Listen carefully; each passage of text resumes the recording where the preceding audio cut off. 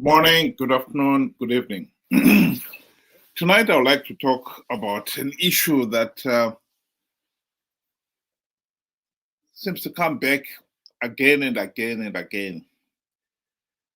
Zimbabweans, with the knack of believing we are own masters, the masters of our own destiny. But whenever things are not going well, we always are the first one to look for scapegoats, somebody else to blame. Ben, I've heard people complaining about SADC is not doing anything to help Zimbabwe. What's your view on this issue? Good day to you and good day to everybody joining us. You know, I can't say, that SADC has done nothing totally. But I am also of the view that, SADC can do more, not only for Zimbabwe, but for the region. I would like to go and state that SADC has got, guiding principles and guidelines. And those Let's are, focus on Zimbabwe. What do you want? What do these people want SADC to do? for me, I expect, SADC to call ZANU-PF to order. Why am I saying that? ZANU-PF, as is bombarding its own people. The suffering is there and it can be seen by everybody. Everybody within the SADC region knows that Zimbabwe is not in a good place, is not in a good state. But you find out that SADC leaders or statesmen that visit Zimbabwe, they always have a good word to say. Zimbabwe is moving forward. Zimbabwe is developing. Well, that may well be true, but are we saying here that SADC did not do anything in 2008, for instance? No, I'm not saying they didn't do anything. We know they did something. But you cannot then say, we did that before and to hell with you. Or we did that before and that's it. That was enough. We're not going to do anything again. No, one has got to understand what they did.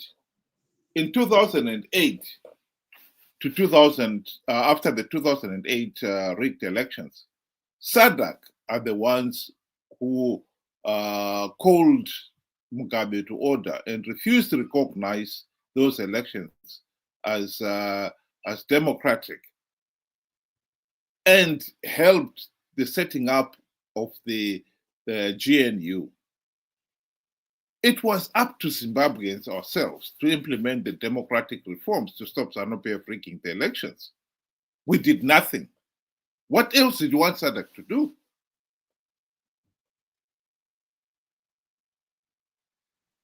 Yes, I agree with you there to say they did all that. But are we then saying that they should not do anything going forward? No. Yeah. Let's get back to that point. You are a sovereign country. The regional body has come to your help and said, okay, you guys, you really need to implement reforms to stop this recurring problem of rigged elections. And you yourself had 5 years to do so. You failed to implement even one reform. What else did you want SADC to do? What I'm saying is, regardless of us not being able to do whatever we were supposed to do, right?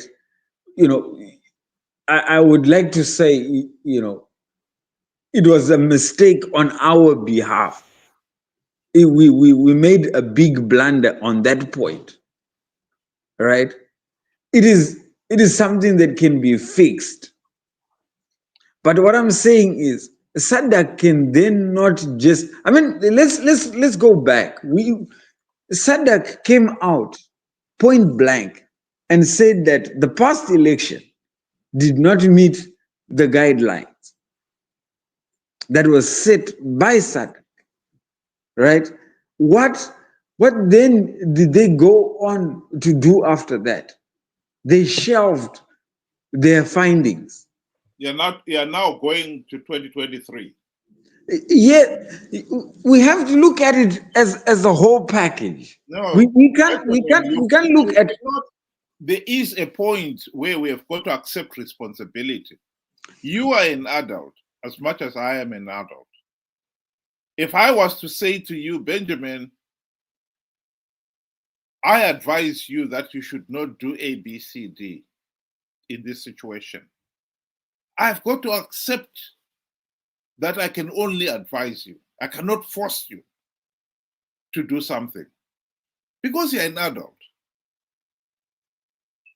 But if you then refuse to accept my advice to you and you do the same thing that I advise you not to do, I'll be very furious if you were to come back to me and say, oh, why didn't you advise me? I did advise you. And you refused to accept the advice. What else did you want me to do?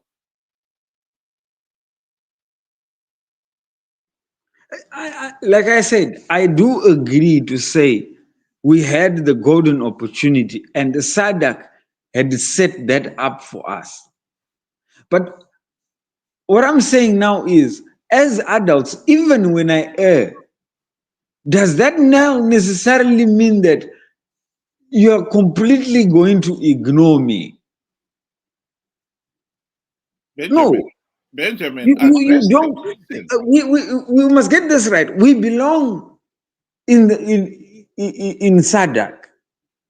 Yeah, okay. We are part and parcel of SADC. If SADC has principles and guidelines that we, have to follow because we are part of that organization. Those are rules that are meant to be followed by each and every state that is within SADC. So if we are going to allow one member to break them willy-nilly, what does that then mean for the organization? We're looking at the organization itself now. Yes, Zimbabwe has erred. Benjamin, you're failing to appreciate that SADC did something. Yes, I will be the first one to say, even before the 2008 elections, ZANU-PF had been rigging elections and SADC should have stepped in. They did not. And I'll be the first one to say that was a failing on the part of SADC. But in 2008, they did step in. They did create the opportunity for Zimbabwe to implement the democratic reforms to get out of this mess. We did not implement even one token reform. What I find so disappointing is that we have got leaders, MDC leaders, who never want to admit that they sold out during the GNU and are the first ones to blame SADC. I find that ridiculous. I'll be quite honest with you. You are refusing to accept responsibility here. As much as we are part of SADC, as much as SADC would like to help, at the end of the day, if both ZANU-PF and the opposition cooperate, connive to make sure that we don't implement even one token reform, what else did you want ZANU-PF, SADC to do? We cannot run away from that reality. And may I remind you that in 2013, when Zimbabwe was going to the elections, SADC called a special SADC summit in Maputo in June 2013 and advised Morgan Tsvangirai to his face, if you go into these elections without reforms, ZANU-PF will rig those elections. Morgan Tsvangirai refused to listen. What else did you want SADC to do?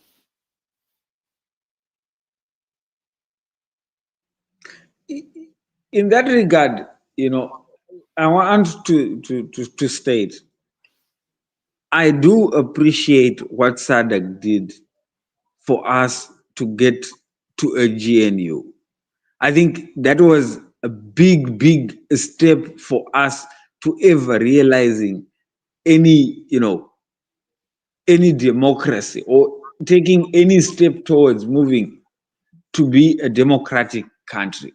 Unfortunately, like you stated, our opposition that we entrusted to do the right thing, which is to implement the reforms, they failed to do so. That much we cannot take away from SADC. I agree with you totally. Where I do not agree is that when you see wrong, despite you having spoken about it, wrong today is wrong tomorrow, is wrong the day after, and is wrong forever.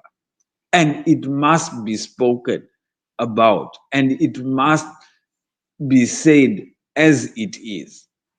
ZANU-PF is doing wrong by its people. ZANU-PF is abusing its people. And that message will not change whether it happened in 2028, whether it happened in 2013, and whether it's happening now. It must be said. So if you were SADC, what would you have said in 2013, for instance?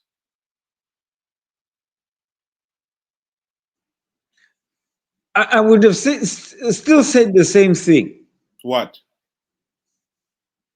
The elections were not free and fair. They were. You don't say somewhat. They were not free and fair. Yeah, but what end and purpose, Benjamin? Because you said that before months, a few months before the election. This is where I'm saying a wrong today is a wrong tomorrow, is a wrong forever. There is no such thing as a somewhat. If ZANU-PF is rigging elections, as they knew SADC, ZANU-PF would rig the 2013 elections, it would have been simple to say, we told you so, and still put the same label on the election, the same label that they used on the 2023 election. Nothing has changed. The violence was there. The forcing of people, in rural areas was there. The conditions have not changed. I think you overestimate. Just as much as I gave you the parallel case of you are an adult, I am an adult. There are certain situations where you can give me advice. The underlying point there is advice. I am not obliged to take your advice. And in this particular case, Zimbabwe was given the opportunity to implement the democratic reforms which would have stopped ZANU-PF rigging the elections. When those reforms were not implemented, SADC advised the people of Zimbabwe, because without doubt that summit was reported publicly. If you, the people of Zimbabwe, agreed with what SADC said, why didn't you say something then? You said nothing. You participated actually in your millions. In other words, you were confident that the reforms were not necessary. That was your decision. And as a nation, we've got to learn to accept the consequences of a wrong decision. I believe the main problem we have with Zimbabweans here is that we always want to look for somebody else to blame and never want to take responsibility for what we did. SADC advised Zimbabweans about elections, gave them the golden opportunity to implement reforms. And personally, I find it an outrage that the opposition leaders, the MDC leaders, Triple C leaders, have ever since the GNU blamed SADC for why the GNU failed to implement even one reform, which is absolutely ridiculous. If I was SADC and I'm being treated like that, why would I want to keep on giving the same advice, which is then ignored, and then somebody will turn around and say, "Oh, it's your fault"?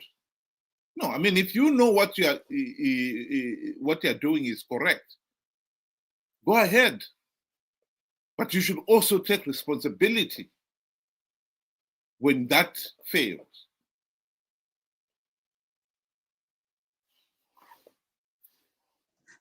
Yeah, on that, I do agree with you, and I would like to point it out to say, it is unfortunate that we still have we had an incompetent opposition then, and we still have an incompetent opposition now, where they have lost their very essence, the reason why they are there in the first place, which is the movement for democratic change.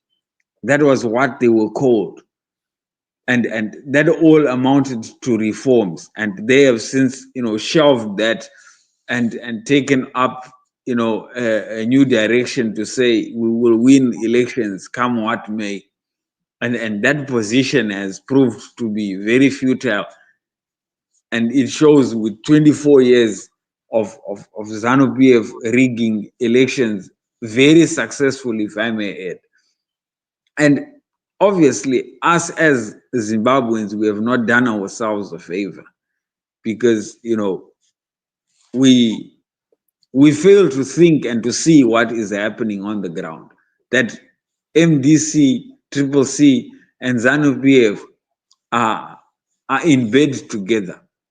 They are working in cahoots. It's unfortunate. But I still remain to say a wrong today is a wrong tomorrow and is a wrong forever. And it must be said as it is. SADC should be saying that every single time, even if it stands as a reminder. It is not for us. Advice is not for, like you said, advice is not for someone to take, but its advice is there to give regardless.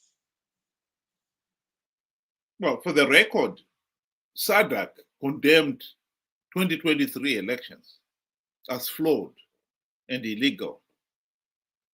And even after SADC had condemned those elections, our friends in the opposition still went ahead and accepted their gravy train seats, and even boasted that where they'd won the seats, those were liberated zones. What else did you want SADC to do?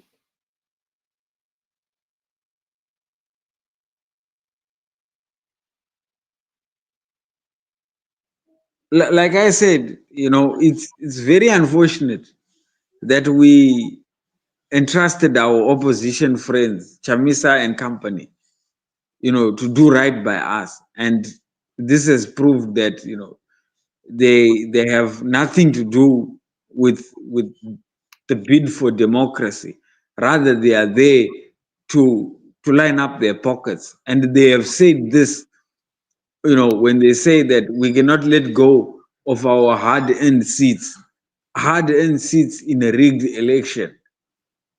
This is the problem that as Zimbabweans, we have failed to see as well. And I also take responsibility there to say that, that is an aspect that we have failed, to look and to grasp that this is exactly what is happening underneath our nose. Like I said, ZANU-PF and Triple C, and the opposition basically are in bed together. Well, I'm glad you acknowledge that. If ZANU-PF and the opposition are in bed together, they are the ones who are therefore responsible for landing us into this mess. SADC advised them, and if we, the people,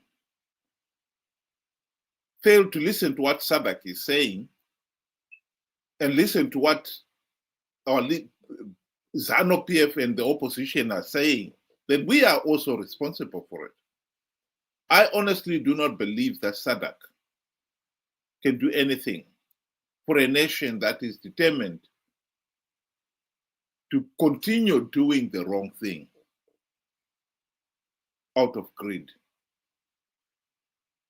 The quotation I'm showing at the bottom of the screen there is from David Coulthard's book, where he explains why he and his fellow MDC friends went on to participate in the 2013 elections, knowing fully well that the process is flawed, knowing fully well that by participating, ZANU-PF will win the elections.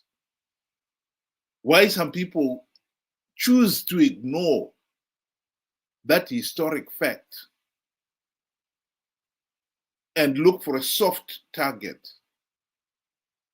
blaming SADC, expecting SADC to help sort our problem, beggars belief. That is what is holding back this nation. I think it is important that we remind ourselves what SADC said about free, fair, and credible elections, and that it is our responsibility to make sure that we participate in an election process that is likely to deliver free, fair, and credible elections. To keep on participating in elections, knowing fully well that they're flawed, knowing fully well that ZANU-PF is rigging the elections, knowing fully well that by participating we're giving ZANU-PF legitimacy, is madness. And to blame SADC for our own madness only makes the situation worse. Let me play the video clip and then you can give your closing remark, Ben. Said to me, Mr. Vice President, go on behalf of SADC, and all I expect from you is to help to give the Zimbabweans a free, fair, and credible election. Those are the only, he said it twice. I need nothing from you, Mr. Vice President, but free, fair, and credible election. You would have done your job. When I was in Zimbabwe, and we were on our way to go and see President Mnangagwa to pay a courtesy call on him, I contacted the president here, President Hakainde Hichilema. I said, Mr. President, we are going to see your colleague. Do you have a word for him? Any greeting, whatever? He said, no. The only thing you tell my colleague is that let's go ahead and give the Zimbabweans a free, fair, and credible election. He repeated the same words. So there was one. That is the task. It is our responsibility to make sure that we've got free, fair, and credible elections. And to go in an election where you do not even have a verified voters roll is madness. And it is even worse when you have been told that you should not, and you ignore the advice. And then you turn around at the end of the day, you say, oh, SADC is not doing enough for us. What do you want SADC to do?